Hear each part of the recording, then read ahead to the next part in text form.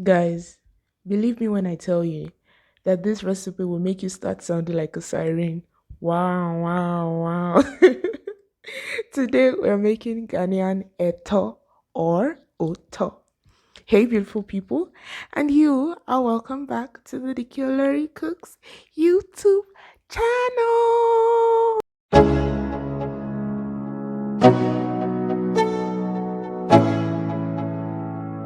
Let's go. This recipe, when I tell you it is easy, please believe me, it is easy. Like, you cannot mess this up. But yet, even in its simplicity, even in how simple and how little the ingredients we use are, the complexity of the final product still shocks me. It came out delicious. Can you Ghanaians like tell me in the comment how that works? Because it actually did make me say wow, wow, wow for like a minute because it came out so delicious.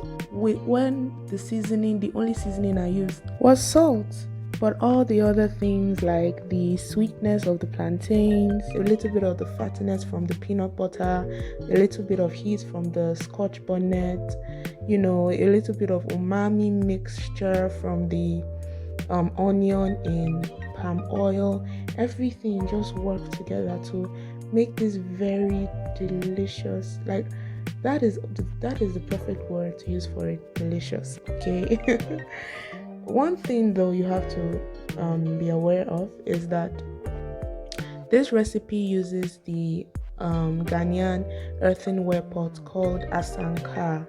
I do not have the Asanka, so I used my native Nigerian mortar and pestle for it, and I think it did a really good job. But if you do not have either of them, you can use a food processor. But I do not promise that it should give you, that native, feel. Though I don't think that should stop you from making it because it's going to be delicious anyway. You get me? Okay, so now we're just going to be blending salt, one Scotch bonnet, and half of that onion that we cut. And we're going to be mashing them up until the salt helps to break them down even further. But we're going to be mashing them up till you can't differentiate them anymore. You see now that they look very, mixed together and almost, homogeneous. So this is the consistency that we want before we add in our next ingredient, which is going to be granite. You can use more. In fact, I'd advise you to use more, or peanut butter. So we're also going to mash that till that becomes very smooth. And then we're going to add in, the beautiful ripe plantain.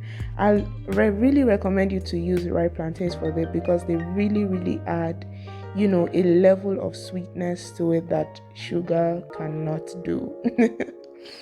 Okay, so when we've gotten it to this consistency, we're going to add in, we're not going to add in all of this onion, but we're going to add in most of it because we want to use some of it to garnish. We want to use some as garnish.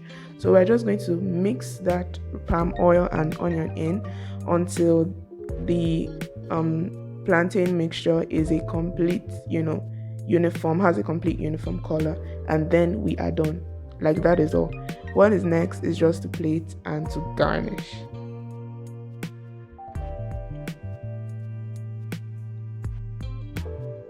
Okay, I do have to say that I got this recipe from Sweet Ajele. I used a recipe almost word for word, except from some modifications on my end.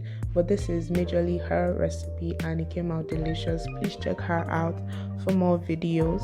Here I'm just garnishing. I garnished with, half of an avocado. I just sliced it in a cute way and, arranged it. Then we're going to add in the onions that were left. We're just going to add in, sprinkle it around. We're going to add the boiled eggs that we boiled alongside the plantains, and we're going to finish up with some granite or peanuts of your choice, whatever.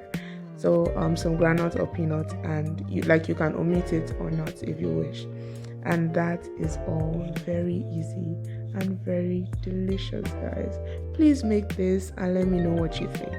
Okay, that's all, guys. Please don't forget to like, share, and comment on this video and all other videos on my channel. Please engage and let's see where it gets us. Okay, that's all, guys. Bye for now.